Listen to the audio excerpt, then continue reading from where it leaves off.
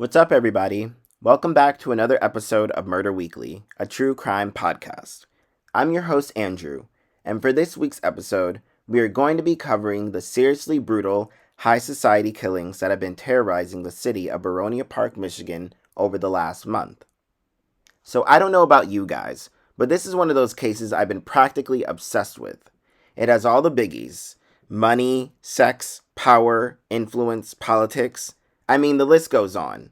But what's even crazier is that this case remains unsolved as we speak. As much information that's been spilled about these murders, and man, has there been a ton of shit. The strangest thing is that nobody seems to have any idea who could have done it. But before I get into all that, let me give some background for those of you who've been living under a rock. So, about 4 weeks ago, the body of 21-year-old Piper Hirschberger was found in an alley in downtown Boronia Park. Her throat had been slashed almost beyond recognition, and she had clearly been sexually violated. At first, she was suspected to have been a sex worker until she was recognized by a police officer to be the heiress of one of the city's wealthiest families. Many honestly thought it was an isolated tragedy that may have resorted to simple foul play.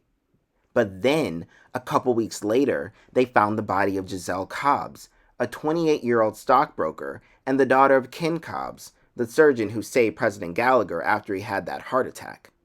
She had also been sexually violated, but instead of her throat being slashed, she had been found wrapped in wires with open sores and cuts all over her skin. By then, people realized that these murders were not random at all, that these women were being specifically targeted for their pedigree. It didn't take long for there to be a third victim.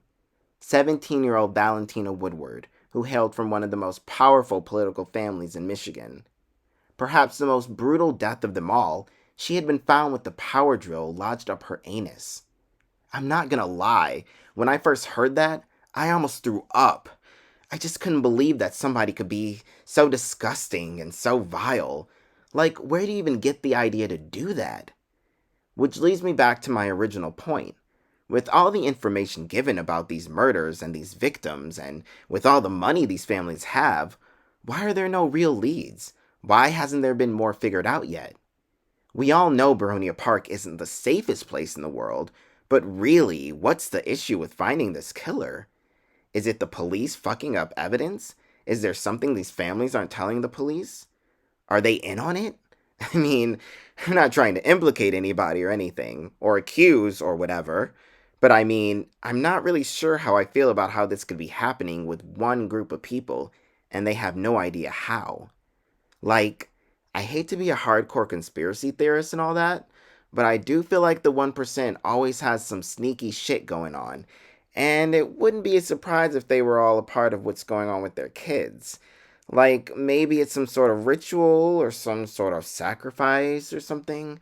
I don't know. I'm trying not to go off the deep end, but I just find this whole thing very interesting and just fucking crazy, you know? And obviously, you guys do too. So yeah, I'm just glued to this case from here on out, just seeing where it goes and how it unfolds. I really do wish some respect and dignity is given to these victims, because the whole thing is just fucked up. Nobody deserves to be killed, but especially not to have your killers be known and punished for their crime. But, as we know, a lot of these cases do go unsolved. Let's just hope this isn't one of those. But yeah, just let me know what you think out there, because I'm definitely interested in hearing your thoughts. I think there's a lot of possibilities, endless possibilities, and I'm sure I'm not alone. So, we're going to wrap up today's episode. Hopefully you enjoy this episode of Murder Weekly. If you did, we'd appreciate if you leave a review, a rating on Apple Podcasts. Make sure you subscribe there as well and follow us on Spotify. Oh, and don't forget to check out the dope new Murder Weekly merch we just got in. Only while supplies last, so don't miss out. But yeah, until next time, my fellow crime nuts.